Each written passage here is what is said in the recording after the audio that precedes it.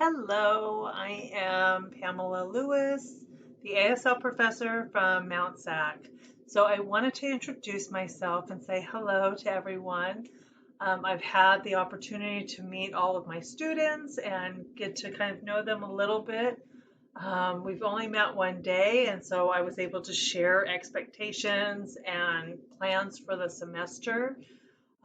So, for those parents who are not sure what to expect from dual enrollment, I want to let you know that this is a college class.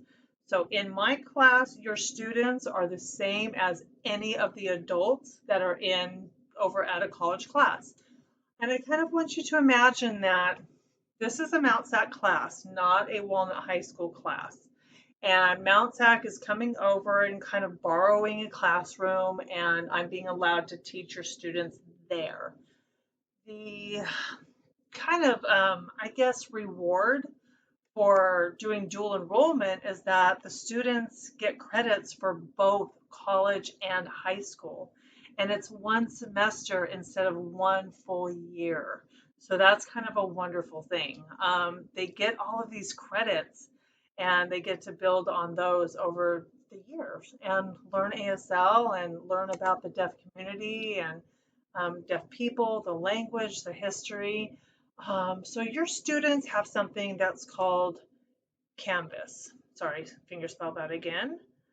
Canvas. And that's where they're going to access everything. They're going to have to use a username, a password that they've created. The username is the first part of their Mount SAC email. I have already informed the students not to email me through Walnut High School email.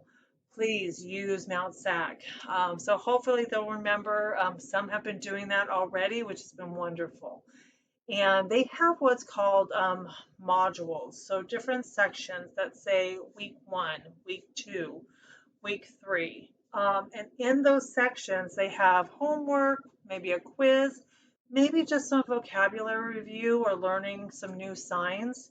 There's going to be videos from YouTube that they can watch. If they're absent, they can just go there and review it. I'll be teaching live, face to face, but if they miss something, they can go back and go into Canvas and learn it there. That's kind of the goal of these modules, right? To be able to set it up so they have access to both worlds. So we're going to be playing games. We are wearing our masks, which is kind of odd because about 25% of sign language is here on the face and facial expressions. So at home, they're going to be expected to videotape themselves so I can kind of obsess and see how they're doing, see if their facial expressions and everything kind of matches. How are they going to see that? Well, they'll be able to watch the videos and see other people signing. They are learning basics, so numbers, alphabet, family, locations, jobs, sports, feelings, weather, just a variety of kind of basic signs to be able to communicate. And then next semester, they're going to be learning more and more. So we'll just move on from there. What to expect as a parent? Well, you're not in contact with me directly. There's no college professor who's going to have a student, and it doesn't matter the age of the student. The college professors do not call or talk to the parents. It just doesn't happen that way in college. We do have an intermediary. We have your dean, Mr. Chen. We have the GLCs who he communicates with, and I'm there to just help and facilitate whatever I can to encourage your kids to learn and continue to do well in the class.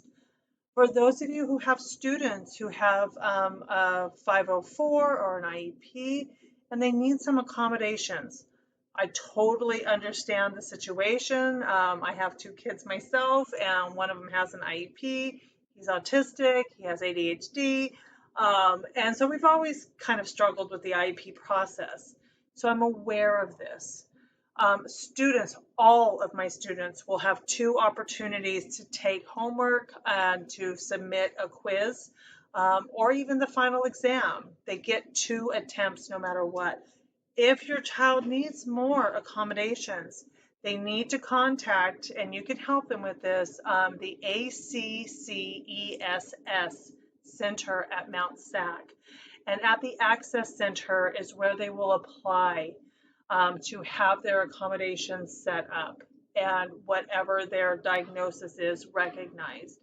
So please make sure that you're helping them along the way, and I'm going to work with them as best as I can until it's set up. But so far, it's been pretty good, especially live and face to face. So um, I know some of you might have some questions. If you do, you can write them down and have your child bring it into the class, and I'm happy to answer them.